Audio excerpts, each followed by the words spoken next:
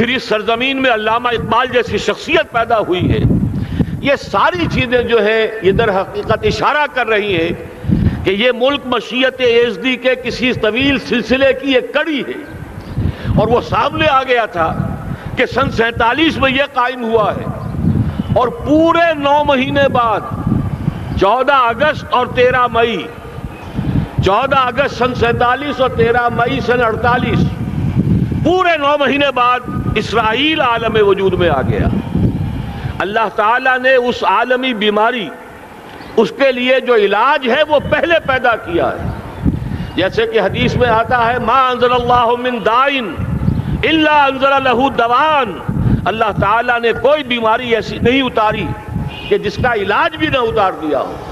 اور جیسے کہ ماں کی چھاتیوں میں بچے کی ولادت سے پہلے دودھ پیدا ہو جاتا ہے، اس کی غذا کا بندوبست پہلے ہو جاتا ہے، اسی طریقے سے اسرائیل کا جو فتنہ اٹھنے والا تھا اس کی سرکوبی کے لیے پاکستان وجود میں آیا ہے. اور آج وہ مرحلہ آ گیا ہے تاریخ کا ایک عظیم موڑ. آپ دیکھیں گے کہ بڑی مشابہت پیدا ہو گئی ہے. ایک طرف بظاہر امریکہ کی مرضی کے خلاف اسرائیلی وزیر اعظم نیتن یاہو وہ بڑا ایک غرور کا اور بڑے تکبر کا مظاہرہ کر رہا ہے، اور وہ پورا پیس پروسیس جس پر نہ معلوم کتنا وقت صرف ہوا تھا، کتنی محنتیں ہوئی تھیں، کتنے راؤنڈز آف ٹاکس ہوئے تھے، کبھی واشنگٹن میں ہوئے، کبھی اوسلو طرز کا کوئی معاہدہ ہوا ہے، کبھی پھر اور اس کے بعد پیشی ہوئی تھی میڈرڈ کے اندر بھی، لیکن وہ سارا پیس پروسیس جو ہے اس کی دھجیاں کر رہا ہے. وہ وقت بالکل قریب نظر آ رہا ہے کہ یروشلم کے مسئلے پر وہاں بٹی دہک اٹھے گی. اور احادیث نبویہ میں جو خبریں دی گئی ہیں کتاب الملاحم کی احادیث میں معلوم ہوتا ہے کہ اب اس کا آغاز ہونے والا ہے. نیتن یاہو کو امریکہ کے خلاف جانے کا اصل میں حوصلہ کیوں پڑ رہا ہے؟ اس لیے کہ اسے معلوم ہے کہ فرنگ کی رگیں جہاں پنجہ یہود میں ہے، چاہے کلنٹن ہو یا کلنٹن کا باپ ہو، یہودی لابی وہاں کی اتنی مضبوط ہے، کانگریس میں اور سینٹ میں ان کا اتنا اثر ہے کہ کوئی بھی وہاں شخص بڑے سے بڑا طاقتور اور بڑے سے بڑا اختیارات کا حامل اسرائیل کی مرضی کے خلاف نہیں جا سکتا. یہی معاملہ یہاں نظر آ رہا ہے. بظاہر تو ناراضگی کا اظہار ہوا ہے، لیکن یہ بات اب تو کھلتی چلی جا رہی ہے. حقیقت یہ ہے کہ یہود اور ہنود کا بڑا گہرا لنک قائم ہو چکا ہے، اور یہ بھٹیاں اب دونوں طرف دہکیں گی. میں اس سے پہلے بارہا کہہ چکا ہوں، ملت اسلامیہ تقریباً 150 کروڑ افراد پر مشتمل ہے، لیکن اس میں سے تقریباً 20 کروڑ عرب ہیں. ان کو اللہ نے خصوصی فضیلت دی تھی. یہ تھے کہ جن کی زبان میں قرآن نازل ہوا، خود محمد عربی صلی اللہ علیہ وسلم عرب تھے، انہیں جو فضیلت عطا کی تھی. لیکن بدقسمتی سے اس دور میں آ کر بھی انہوں نے آزادی حاصل کرنے کے بعد بھی اپنا قبلہ درست نہیں کیا. کسی نے ماسکو کی طرف رخ کیا، کسی نے واشنگٹن کا رخ کیا، اللہ اور اس کے رسول کی طرف رخ نہیں ہوا. واقعہ یہ ہے کہ مجرم ہیں. دوسرے بڑے مجرم 150 کروڑ میں سے 10% یہ 15 کروڑ مسلمان ہیں. حالیہ جو سینسس ہمارا ہوا ہے اس کے بعد اندازہ ہو رہا ہے کہ یہاں کی آبادی 15 کروڑ ہو چکی ہے. 10% امت مسلمہ کا مسلمانان پاکستان ہے. اور یہ اس اعتبار سے کہ اسلام کے نام پر ملک بنا کر نصف صدی گزار چکے، لیکن یہاں پر اسلام کا بول بالا نہیں ہوا، کتاب و سنت کی بالادستی پر اعلان نہیں ہوا. دستور میں ساری اسلامی دفعات موجود، لیکن اس کے ساتھ ہی ایسے خلا موجود، چور دروازے موجود کہ کوئی دفعہ بھی مؤثر نہیں ہے. یہ منافقت کا پلندہ لے کر ہم چل رہے ہیں اس دستور کو، اس دستور مملکت پاکستان کو. لہذا واقعہ یہ ہے کہ یہ بھٹی جو ہے اب ہماری آزمائش کے لیے آگ آد ابراہیم ہے، نمرود ہے. کیا کسی کو پھر کسی کا امتحان مقصود ہے؟ اس لیے میں نے وہ آیت بھی آپ کو سنائی، وَلَنَبْلُوَنَّكُمْ بِشَيْءٍ مِّنَ الْخَوْفِ وَالْجُوعِ. آج کی صورتحال پر غور کیجئے، کس درجے یہ الفاظ ہمارے جو ہیں وہ ثابت ہو رہے ہیں اور جس اپلائی ہو رہے ہیں. ایک خطرہ پیدا ہو چکا ہے. واقعہ یہ ہے کہ کوئی کرائسس ہو، کوئی خطرہ ہو، کوئی اندیشہ ہو تو قوم جاگ جایا کرتی ہے. اور اس کے بعد حقیقت یہ ہے اگر ہم نے جرأت کر لی، اور مجھے یقین ہے کہ ہو جائے گا، کچھ لیت و لال ہے، کچھ تاخیر ہے، حکومت کے کچھ اعلانات دو طرفہ سے بھی آ جاتے ہیں، لیکن مجھے یقین ہے یہ دھماکہ ہوگا، یہ مشیت ازدی ہے، یہ شدنی امر ہے، یہ ہوگا۔ اور اس کے بعد یقیناً اس آیت مبارکہ کا دوسرا لفظ ہم پر منطبق ہوگا، وَلَنَبْلُوَنَّكُمْ بِشَيْءٍ مِّنَ الْخَوْفِ وَالْجُوعِ۔ یہاں دوسرا لفظ بھوک کا لفظ ہے، ہم پر سختیاں آئیں گی یقیناً۔ الکفر ملت واحدہ، پوری دنیا امریکہ کی زیر سرپرستی ہمارے خلاف کھڑی ہوگی، ہمارے اوپر پابندیاں لگیں گی، لیکن شاید ہمارے جذبہ ایمانی کو بیدار کرنے کے لیے اللہ تعالیٰ اسی کو ذریعہ بنا دے، اور پھر اس کے ذریعے سے پورے عالم اسلام میں عوامی سطح پر جو ہمدردی پیدا ہوگی پاکستان کے ساتھ، اس کے آثار شروع ہو گئے ہیں۔ کبھی قطر کی طرف سے خبر آ رہی ہے، کبھی الاحرام کا جو ہے وہاں بات سامنے آ رہی ہے۔ معلوم ہو رہا ہے کہ جو بھی پبلک اوپینین ہے پورے عالم اسلام میں، اس کی وجہ کیا ہے؟ میں نے اپنے پچھلے جمعے کے خطاب میں عرض کیا تھا کہ جیسے پاکستان سلطنت خداداد پاکستان ہے، ایسے ہی اس کی ایٹمی صلاحیت یہ بھی خداداد ہے، اللہ نے چھپر پھاڑ کر ہمیں دی ہے۔ ایسا نہیں تھا کہ ہم نے لیبارٹریاں بنائی ہوں، ہمارے سینکڑوں اور ہزاروں سائنسدان ریسرچ میں لگے ہوئے ہوں، نہیں، اچانک اللہ تعالیٰ کی طرف سے ہمیں ایک نعمت غیر مترقبہ عطا ہو گئی ڈاکٹر عبدالقدیر کی شکل میں۔ پھر نہ معلوم کس کس ذریعے سے اس پروگرام کو آگے بڑھانے کے لیے جن پرزوں کی ضرورت تھی، کس کس ذریعے سے وہ پرزے یہاں پہنچے ہیں، یہ بھی خالص خداداد صلاحیت ہے۔ اور اس کو سمجھ لینا چاہیے کہ یہ ہمارے لیے ایک فرض کفایہ کے درجے میں ہے پوری امت مسلمہ کی طرف سے۔ اس کی وجہ کیا ہے؟ پورے عالم اسلام میں کہیں اور یہ صلاحیت موجود نہیں۔ کچھ ایٹمی دانت نکلنے کا امکان پیدا ہوا تھا عراق میں، آپ کو معلوم ہے کئی سال پہلے اسرائیل کے جیٹس آئے اور اس کی ایٹمی تنصیبات کو تہس نہس کر کے چلے گئے۔ اس کے بعد جو کچھ ہوا ہے خلیج کی جنگ میں، اس کا اگلا پچھلا کھایا پیا سارا اگلوا دیا، اور اس کے لیے جو پابندیاں ہیں شدید سے شدید تر ابھی تک چلی آ رہی ہیں۔ تو اچھی طرح سمجھ لیجئے کہ پورے عالم اسلام میں صرف ایک پاکستان، پوری دنیا میں صرف ایک ملک ہے جو اسلام کے نام پر بنا، پورے عالم اسلام میں صرف ایک ملک ہے جس کے پاس ایٹمی استعداد ہے۔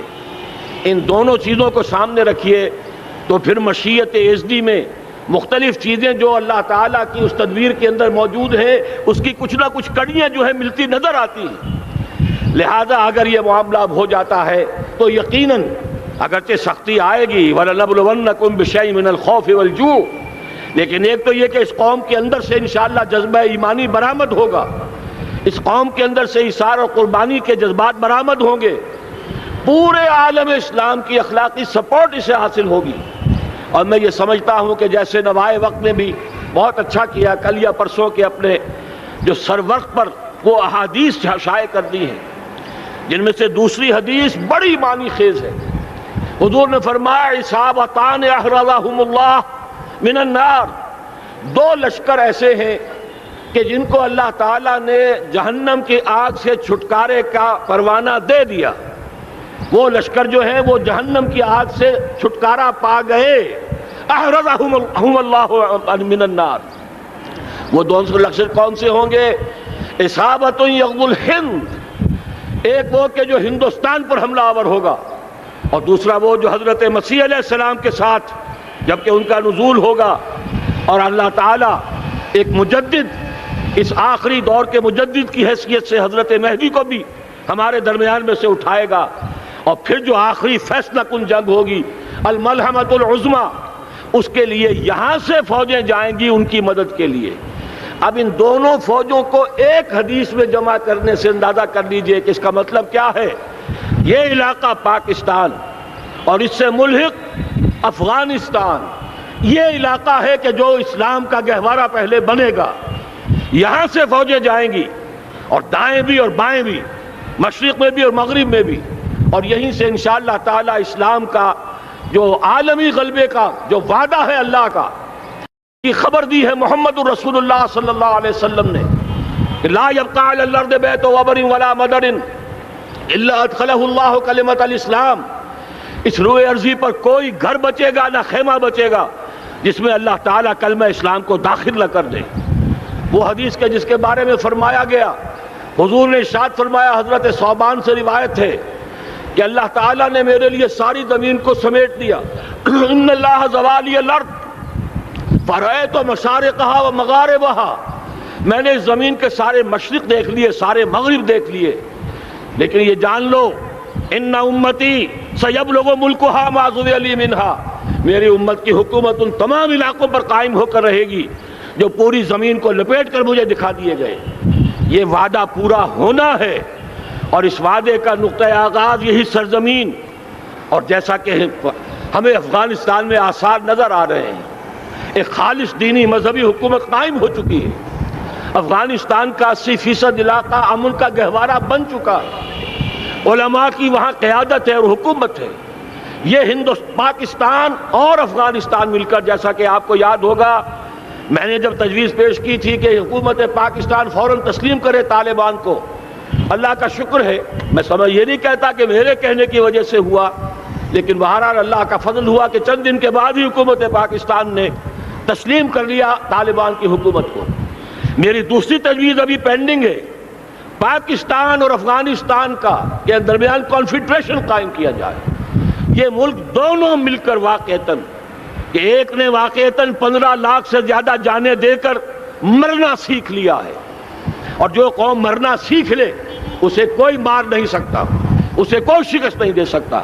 اور ایک وہ قوم ہے پاکستان میں کہ جو 400 سال کی تجدیدی مسائی کے اثرات کی امین ہے، یہ اس کا تراث علمی ہے، چاہے وہ تحریک حضرت مجدد الفسانی کی تھی، چاہے وہ علمی تحریک شاہ ولی اللہ کی تھی، چاہے وہ تحریک جہاد سید احمد بریلوی کا تھا، چاہے اور جو بھی رجال عظیم پیدا ہوئے ہیں 14ویں صدی ہجری میں، ان سب کے اثرات یہاں موجود ہیں۔ یہ چیزیں مل کر وہ طاقت بنے گی کہ یہاں سے اسلام پھر پھیلے گا، مشرق کی طرف بھی مغرب کی طرف بھی۔ اصابۃ تغزو الہند و اصابۃ مع عیسیٰ ابن مریم، یہ چیزیں جو ہونی ہیں الحمدللہ میں سمجھتا ہوں کہ اب تیزی کے ساتھ حالات اس رخ پر جا رہے ہیں۔ کہیں فرمایا ان ینصرکم اللہ فلا غالب لکم، اگر اللہ تمہاری مدد کرے تو کوئی تم پر غالب نہیں آ سکتا، وَإِن یخذلکم، اور اگر خدا نہ خواستہ اللہ تعالیٰ ہی اپنی مدد تم سے کھینچ لے، واپس لے لے، سلب کر لے، ان یخذلکم، تمہیں چھوڑ دے، فَمَنْ ذَا الَّذِي يَنصُرُكُم مِّن بَعْدِهِ، تو پھر کون ہے جو تمہاری مدد کر سکے گا۔ اس مرحلے پر سیاسی جماعتیں اپنے جو ان کا مزاج ہے اس کے مطابق چاہتی ہیں کہ کیپٹلائز کریں، پولیٹیکل مفادات حاصل کریں۔